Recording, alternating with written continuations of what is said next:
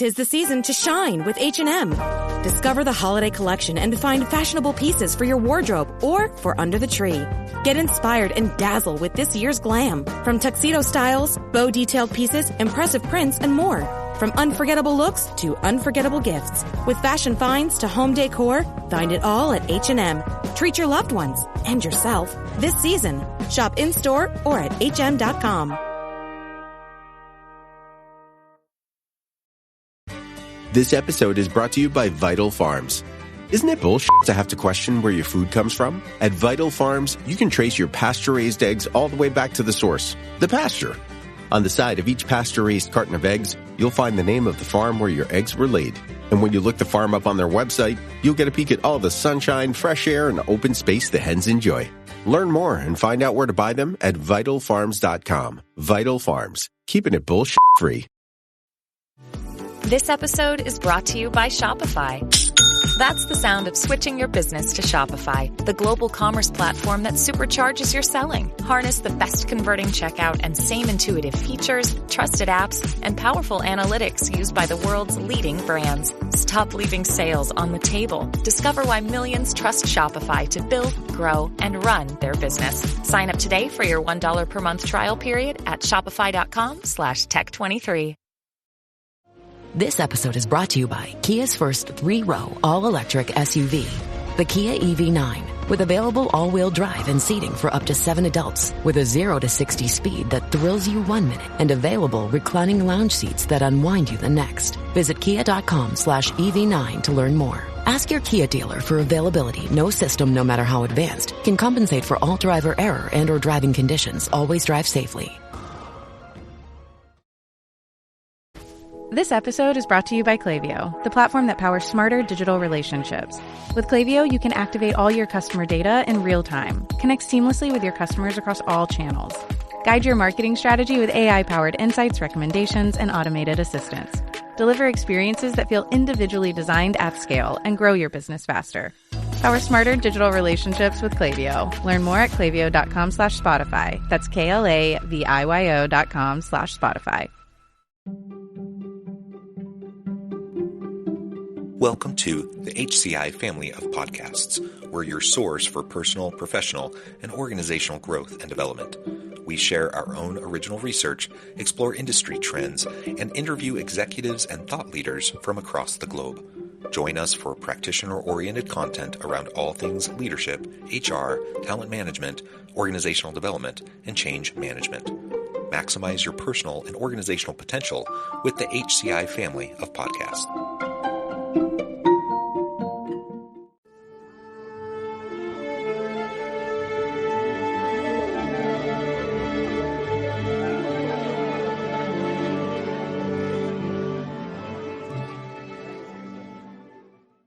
Noor Ali, welcome to the conversation today.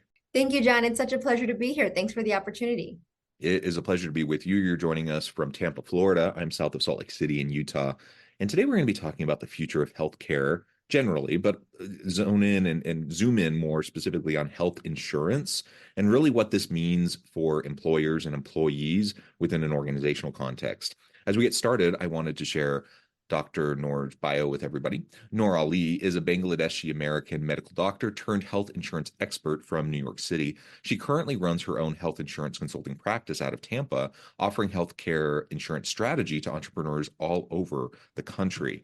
Now, Noor, is there anything you would like to specifically highlight from your own background or personal context before we dive on in?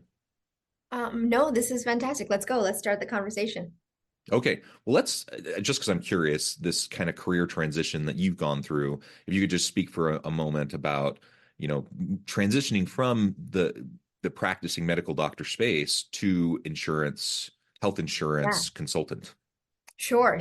Yeah, very popular question. I love answering this. So originally from New York City, I had a really fast track trajectory. Ever since I was little, everybody knew that I was going to grow up and be a doctor. And that's just what I did. When I graduated high school, I went straight to an accelerated medical program, skipped undergrad. I have a dual degree in internal medicine and general surgery. I can also do all OBGYN cases. So I can treat everything under the sun. Really, my skills are in the general surgery space. So I trained, I studied, I practiced practiced abroad in my home country in Bangladesh, and I was doing fantastic in my career. I was doing really, really well, very promising. And then in my final year of medical school, I got married to someone back in the States. So after I finished my training, I had to come back to the US. And the way it works for foreign medical graduates like myself is we don't have to go through medical school again, but we have to pass a series of licensing exams in order to practice surgery in the States. So the first of those series of exams was a really big disconnect for me at that level and stage of my career where I was, practicing clinician for several years. So I studied for 2 years and I really struggled with that exam. Ultimately, I didn't pass. I failed it by one question, which was about 3 points at the time. And that put me in a really, really dark space in, the worst time of my life where I lost all sense of professional identity. I had no idea who I was, what to do. I couldn't do any type of work outside of medicine because that's all I learned and that's all I knew. And at that point, I had a decision to make and I really wanted to win. So we made some changes in our life. We moved down to Florida to see if we would start a family, be with my in-laws and just get a change of pace. But no one was offering me a job, John, because on paper, I just looked like a high school graduate, even though I'm, a quite qualified surgeon in the medical space. So that made me feel even worse. And the only opportunity that I received was a sales role for health insurance. And at that time, and at that point in my life, I also had a master's in public health. I had a graduate certificate in infection disease control and prevention. So I'm this highly qualified, over-educated person in this sales environment when a lot of my peers and colleagues don't have near, the level of qualification that I do. But I had to make it work. I had to figure it out. I needed a win in my life. And that was about 5 years ago. And since then, I've worked on developing a personal brand, really deconstructing the way that customers, purchase health insurance and reinventing that journey for the customer. And, that's what brought me here today. Well, thank you so much for sharing all of that. What an interesting background. And I think we all have gone through ups and downs and tangents and side shifts and like all sorts of meandering paths to get to where we are today. I know I certainly have. So much of what you were sharing, though, I have nothing to do with anything in the medical space. Like much of what you were describing, I'm like, oh, that kind of makes sense to me. Like I've experienced similar things. And I think many in the audience have as well, that we all find ourselves at different points in life having to pivot and go in directions perhaps we didn't previously think about. But in my experience, it usually ends up opening doors to entirely new possibilities that are awesome that I never would have previously considered, that I'm, now, I can look at where I'm at today and look back 10 years. I'm like, oh, I'm so glad that other thing didn't work that I was so disappointed about at the time. Yeah. But now I'm just so glad that I was able to shift and transition and do something different. So anyways, You're wonderful. right. Thank you for sharing that. Now, as we dive on in and talk more about this health insurance consulting space, the strategy space, I find that in and of itself just very interesting because we know in the workplace, one of the biggest, year over year increasing expenses for employers is healthcare insurance coverage for employees.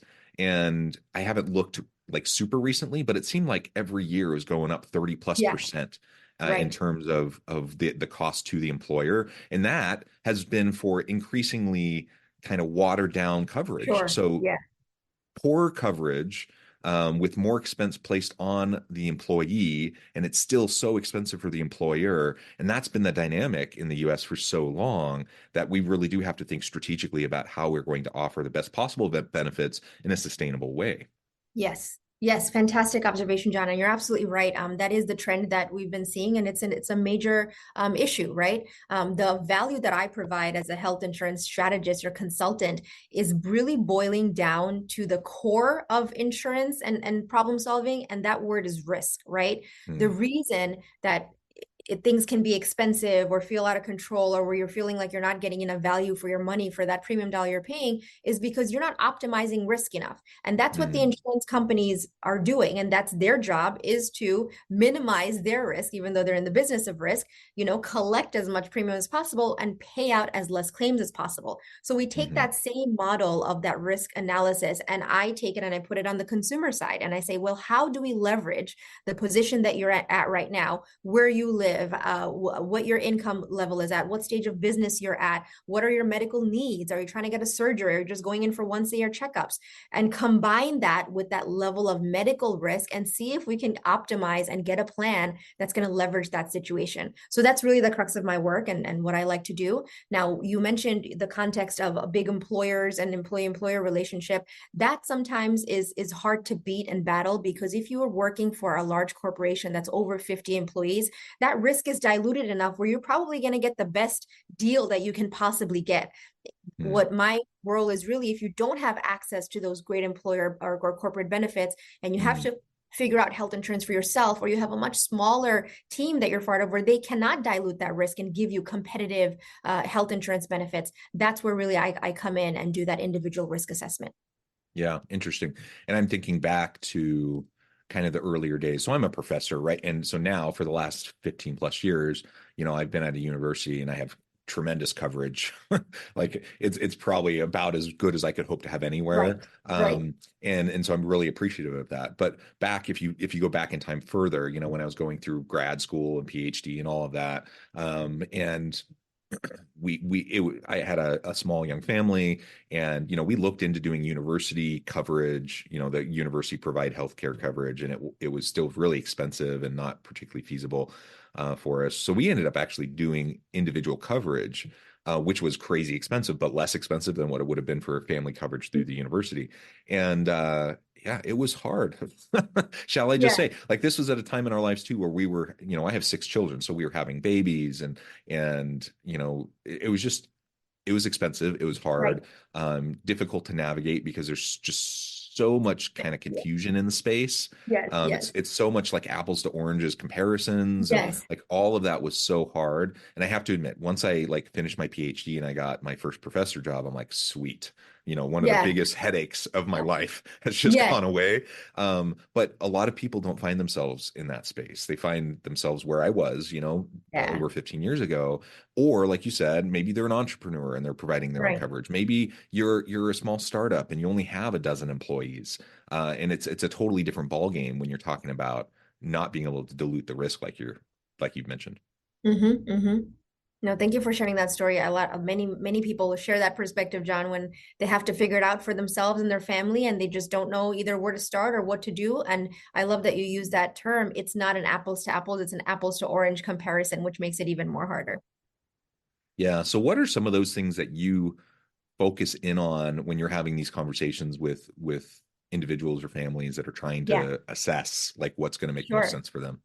The point to begin, the first point of assessment is really what market to begin in. So if you are shopping or have to make your own health insurance purchasing decisions, there's 2 markets you can go about doing that: the public healthcare marketplace and the private healthcare marketplace. And these are 2 completely dichotomous worlds with little to no overlap. Again, that apples to oranges comparison. So how do we determine which market to shop in? We're actually going to start out with income. That's going to be the first point to start, because health insurance in America, it's federally regulated but state sponsored, which means every state has their own mandates and laws on how they want to govern and how they want to do things. And then we've got some states that just want to trash all the rules and want to do things their own ways. There's California has covered California, Maryland has the Maryland Exchange. We'll take the exclusions out of the picture, but in general, if you are having to do your own health insurance and you are or can show lower income, the public marketplace is a great place to start. Here's what I mean by lower income. Under $20,000 income in America, you can qualify for Medicaid, which is free health insurance. Amazing. Maybe not the quality, top tier quality, but if it's free healthcare, you have access to that. For household size of 1, income between 20 to roughly 50, 55, $60,000 a year, you can qualify for a sliding scale subsidy from the government in the form of a tax credit, temporary tax credit, that's going to shave off significant dollars of your premium. Again, a great way to save money. Now, what's important to note is that when you exceed that that subsidy qualifying income threshold, it's best to probably pull out of the public market and consider something on the private side. Because at that time, what you're experiencing is a full premium plan, government not helping you out with any portion of that premium, very high deductibles, which is what insurance carriers on the marketplace have to do to remain profitable because they're taking on so much risk. They're insuring the healthy person like yourself, John, as well as the chronic diabetic who's taking insulin shots every week. So they have to have these high deductibles. And the networks can be quite limiting on the public market. So managed care networks like HMO plans, which might not afford you the freedom and flexibility if you're a digital nomad and want to travel and, want access to high quality doctors. So public marketplace is great for lower income, chronically ill. Private options are going to be a lot better for you if you are not qualifying for a subsidy, higher income, and generally healthy and don't overuse insurance. Yeah, interesting. And maybe that kind of gets me to what my next question is around preventative care, versus the more reactive response. It seems like in the US, we're not very good at preventative. It seems like we tend to be more, I mean, I'm sure all the stats, but like emergency room visits or after hours Instacare or some of these other things, they're always going to happen. You're always going to have emergencies. You're going to have things that prop up. I have a daughter who had an emergency middle of the night surgery a couple of years ago. Like there's no way to prepare for that. It just happened. It was scary. We got it taken care of. She's fine. But it was scary, right? There will always be those things, but there are so many things that because we're not very good from a preventative care standpoint culturally in the US, it seems, it ends up being more expensive because we're going to the emergency room or we're doing things in a way that are responsive to the symptoms or the chronic illnesses that people might have rather than proactively managing them. Can you speak to that a little bit? Sure. And that's true. That's a fact, John. But I will say, the optimistic side of me has to point out that since COVID, some of these stats have turned a little bit. That's great. Yeah, a few things that contributed to that turning is the advent of virtual care, right? So during COVID, nobody was willing to go sit in an emergency room for any type of issue, big or small. If you have COVID, you had to. But so what they did was they turned to virtual care platforms. So an urgent care type visit where you don't have to go in, you can do it from the comfort of your home. And that's been great. That's been great for healthcare because when you seek care for, let's say, a headache or a stomach ache at an emergency room, there's an entire list of workup that just must be done. Labs, testing, imaging, right? You can't avoid it. And what that does is it jacks up the cost of healthcare. It jacks up your bill on the patient side, and it just puts a burden on the healthcare system because if you're coming into an emergency room setting, you have to get checked out. They're not going to let you go without doing that workup. So to alleviate that burden, some strategies are, well, instead of emergency care, can you go to an urgent care for this visit? Are you actively bleeding? Can we avoid an emergency room visit and can we go to urgent care? And then a step further is, well, if you can go to urgent care, can you do it virtually? Can you just speak to a doctor over your phone and take care of it that way? So that kind of step down management has really been beneficial to reducing the burden of, reducing the administrative cost burden of healthcare on both the consumer and also on the provider side, which I think has been fantastic. Yeah, that's wonderful to learn more about that shifting trend. Anything else, if we take a look now from, a societal level, kind of cultural element, like I was just referring to, but even from an organizational standpoint, even if we're talking about smaller organizations that are trying to manage risk, keep costs lower, what could, an organizational leader in a small business do to help create a culture of preventative care and just like overall holistic wellness of their people? That not only, of course, is great because it means you have more healthy people. That means they're more productive. They show up, they do the work. Like there's all those benefits, but your healthcare premiums go way down at that point. So it's like a dual impact, right? Yeah. So there's a few tips I have there to prioritize that preventive care over reactive care. And we are definitely seeing the shift. I sense it on the calls that I have with my small teams and business owners who are like, I care about my team's wellness. I want them to pursue preventive care. So on the insurance side, what we're seeing is a lot more incentivization for seeking preventive care. So all ACA public marketplace plans, you'll see that preventive care is covered at 100%. So your once a year checkup, any type of screening visit is always going to be covered at 100%, which is awesome. But sometimes that's still just not enough for someone to go and proactively make that appointment and get that annual checkup. So on top of that, we're seeing incentives like a Walgreens gift card for vitamins, or here's, an actual gift. If you go, we're gonna give you a gift or a cash gift card for going and getting your annual checkup. And then on the small teams employer side, I see a lot of emphasis on prioritizing benefits that are not strictly health and medical, but mental health and wellness. Do we have access to low cost, accessible therapy? Virtual therapy is again trending upwards, and offering benefits such as wellness classes, gym fitness, things that are very non-traditional, but what the team members and your employees care about. So prioritizing that, incentivizing that has also been a trend I've seen. Yeah, interesting. Wonderful. So, again, if we've talked a little bit about some of the key questions you need to start with if you're trying to think through either for yourself and your family or for your small business, what you need to be considering. We've talked about some of holistic care components, the overall wellness of your people, creating that culture. We've talked about some of the trends in the space. Where do you see things going, say in the next year to 5 years as we look at the future of healthcare, the future of health insurance? Sure, thank you. That's a fantastic question. I think the model, the crux of the U.S. economy being, capitalistic in nature, that's not going to change. So I don't see any framework or structural changes around it. So there's always going to be competing interests with the private sector, private insurance companies, and government and public sector, and what they're trying to do under the healthcare for all umbrella or whatever policy there is to encompass as much of the population in an equitable manner. So I do see these conflicting interests to continue. I don't think that's going to go away. What I am seeing, the power and the change, is going to be in the small business economy. So I see smaller business owners and team members gaining more influence and power and control over how to handle health insurance for their team members and how they present that as an option and prioritize that. Yeah, excellent. Anything else you're seeing, the telehealth trend, which I think is really great. From a medical doctor perspective, I don't know how much training you received on remote surgery type of technologies or any of those types of things. I don't know where we're at with that. I see things about it. I read articles every now and then. You'll see something in popular media, popular press, and movies or TV. But where do you say we're at today versus where you think we might be in 5 years in that space? And what implications will that have for health coverage, either individually, family, or within organizations?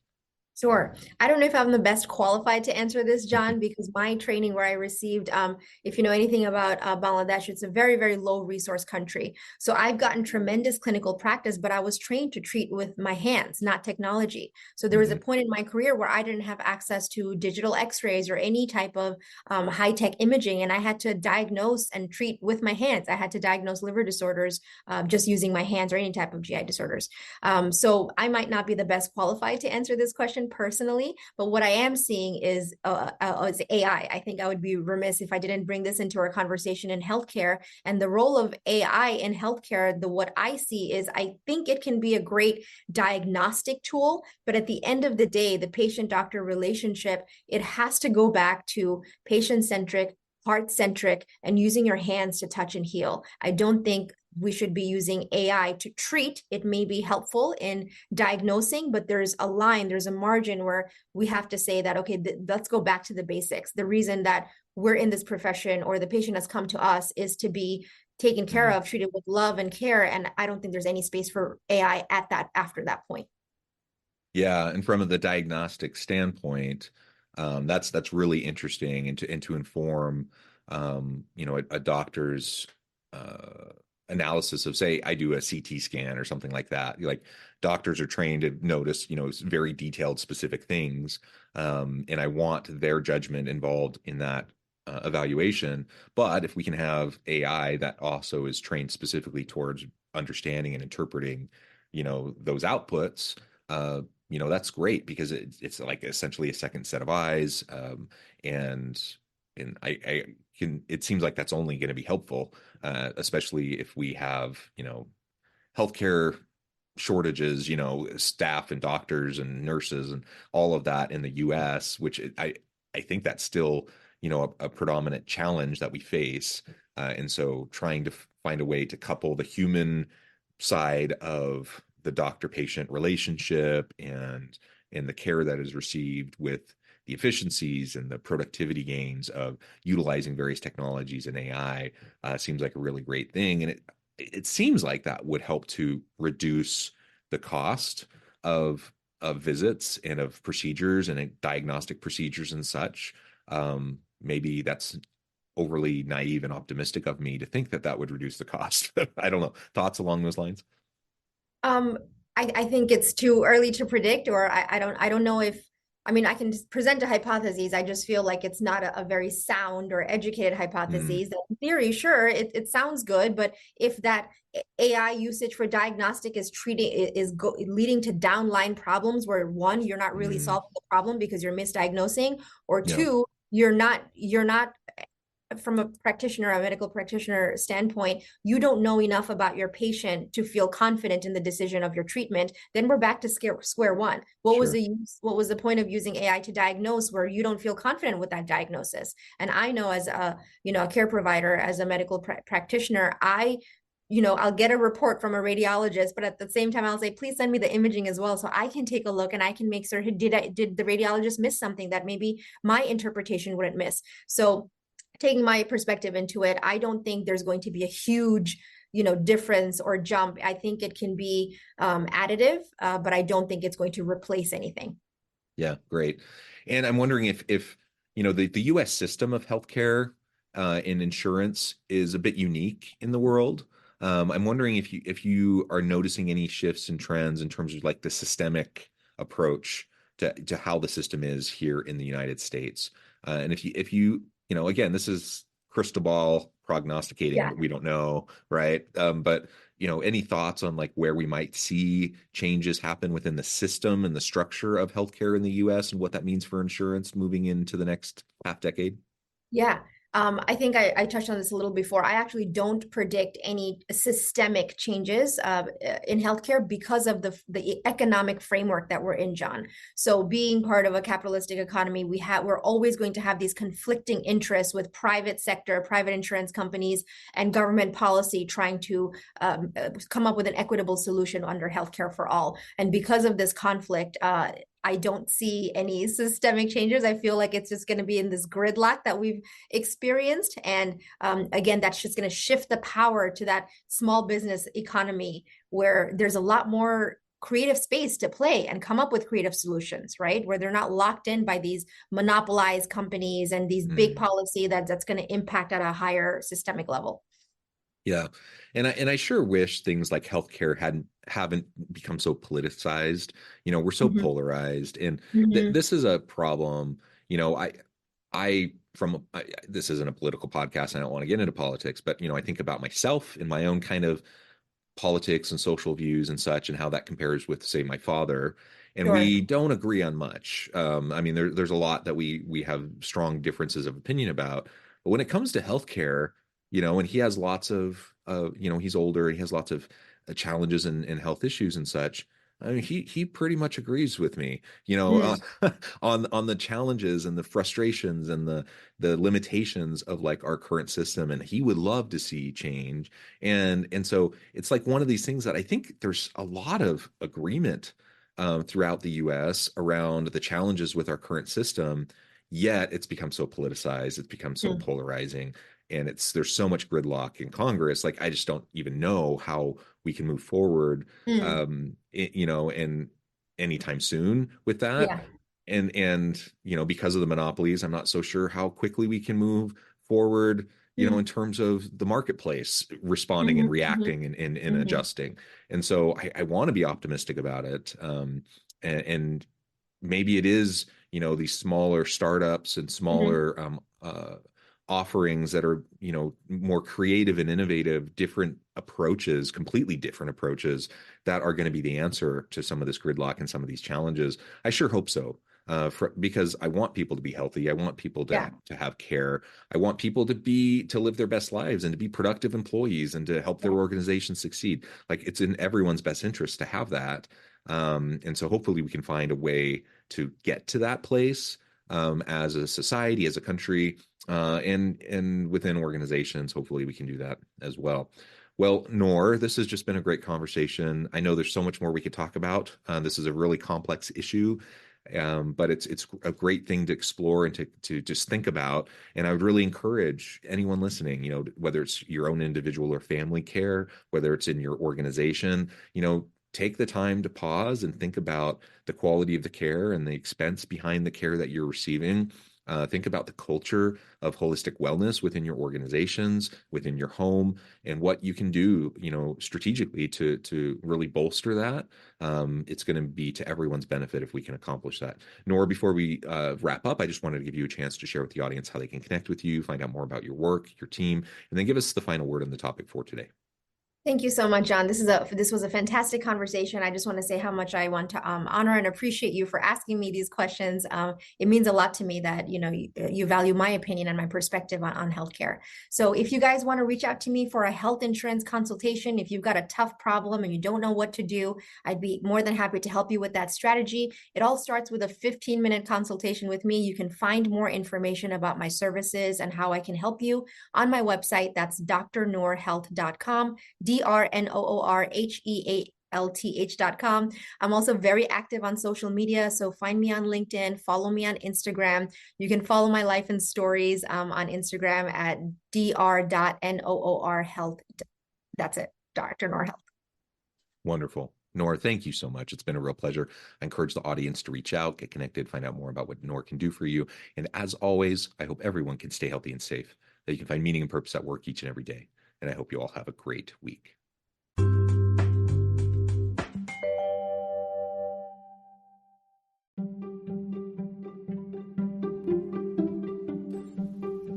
Thanks for joining us for this episode of the podcast. We hope you stay healthy and safe, and please join us again soon.